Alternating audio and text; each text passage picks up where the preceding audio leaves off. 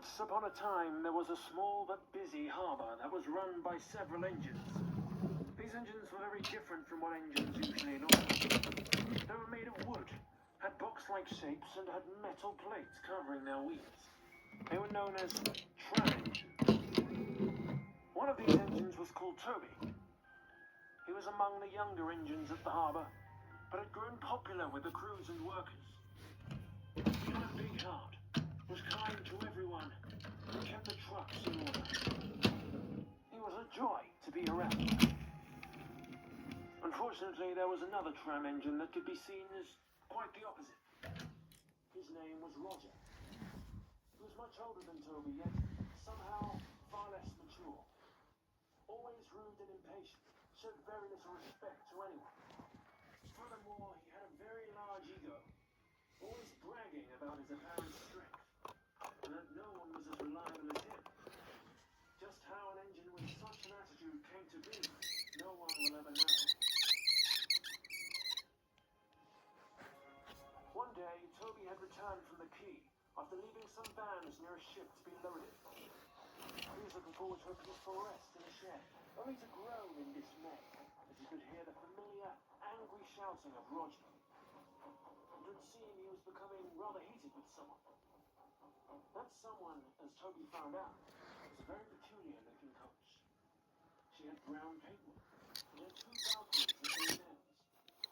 Toby had never seen a coach quite like this, but this wasn't the time to dwell on it. If I'm to run that line, I want a proper coach. Something like you would only ruin my image.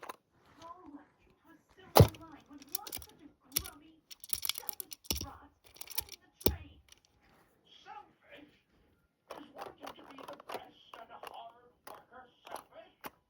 I know this harbour and its track more than any other engine. What more do I need to do? Some basic manners for a start. Toby chuffed alongside Roger, wheezing angrily. You claim to be a hard worker, yet here you are throwing insults at a newcomer. Unbelievable! I was merely telling this wretched thing that I don't want to hear it. Now be off with you. Those showing up that just came in need to be by the key now, and you know full well that that's your responsibility. Roger gritted his teeth, but said no more, as he puffed furiously away. I'm terribly sorry about it. He's been a bad apple in the harbour for years now. Oh, that's all right. Thank you for sticking up for me. What is your name? Oh, my name's Toby, and you are? Henrietta. It's nice to meet you, Toby. A warm smile appeared on Toby's face. He could tell Henrietta was a pleasant sort, but he forgot to be cross. What brings you here, Henrietta? We don't usually have coaches around the harbour. Oh, I've just been moved here to act as a works coach for a while. There's a tramway being constructed not far from here. I'm going to be its primary coach. Oh, I know what you mean. Some of the weather once brought you from here. Must be quite an honour. Oh, it's a lovely line, too. I was shown pictures of it when I was being built. Cozy little villages, lots of palms. Oh, I can't wait to go there. They say it will open in about a week, I think. So not long now. The only thing though is that it hasn't been decided who will run the line. I recall hearing an engine from this harbour will be selected, but I don't know who. Oh, let me guess. Roger thinks you'll be selected. Exactly. But he doesn't want me on the line. Very disgraceful if you ask me. Toby couldn't agree more.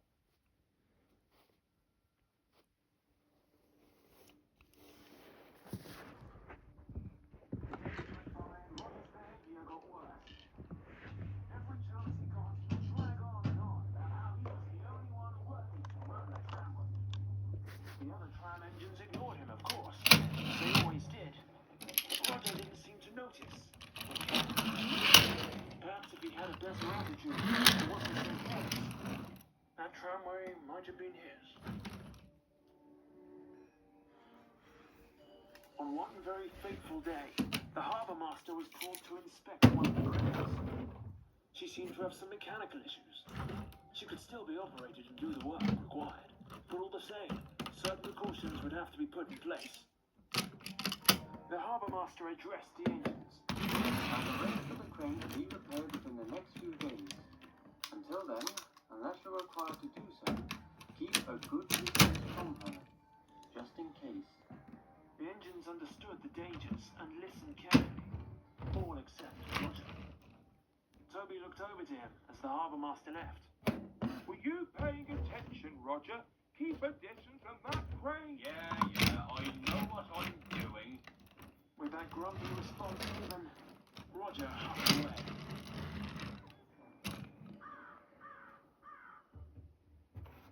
The morning and afternoon were uneventful.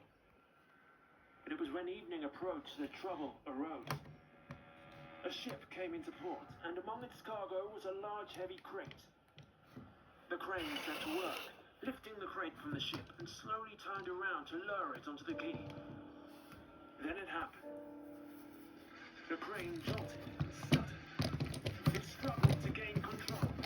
A workman shouted a warning, and every person and engine ensured they were at a safe distance.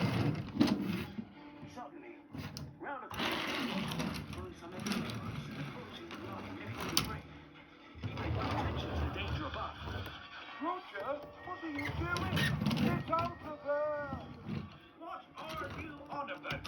Can't you see I'm busy? Then Roger stopped and looked up. The crate was directly above him. Realizing the danger, both driver and fireman jumped out of the cab and ran as far away as possible. They were just in time, as the crane arm lost control and the crate shot down.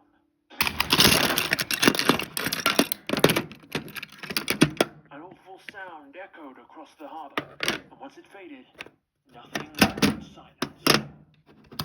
All the engines and workmen stared in horror at the sight that was Roger. The crate had fallen apart, and its contents were scattered everywhere.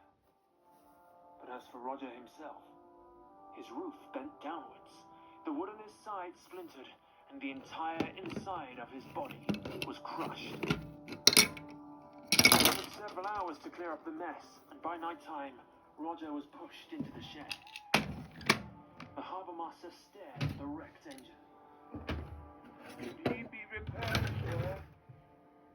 That, Toby, doesn't matter. Because I have no intent on wasting my money on him. That was all he said, while giving Roger a cold look. Roger didn't respond. He couldn't respond in any way. With his boiler completely destroyed, there was very little life within him.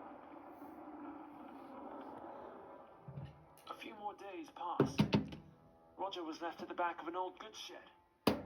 No one came near him. But then, one day, Toby saw some workmen walk by him, carrying various equipment. Hammers, wires, and what looked like gas torches. Before he could dwell on it, the harbour master approached him. Toby, I have some splendid news for you. I'm sure you've heard of the tramway being built close by. Yes, sir. Well, the line will be completed tomorrow, and the manager is still looking for an engine. However, after a viewing of the work here, we both agree that you, Toby, are the perfect fit for the line. Toby's eyes widened. Sir, you mean? Indeed, Toby. Oh, thank you, sir. Thank you so much. Congratulations, Toby. I will be more than happy to work alongside you. So, later that day, with clean paintwork and brass shining like gold, Toby puffed out of the harbour with his faithful coach behind him. The other tram engines rang their bells with pride. They knew they would miss him, but they were happy for him. As Toby passed the goods shed, he couldn't help but notice a flat truck standing outside. Upon it laid a jumbled pile of objects, wooden planks, cow couches, side plates, and various other parts that once belonged to an engine. Toby couldn't help but sigh. tried to warn Roger, but he let his arrogance and incompetence get the better of him.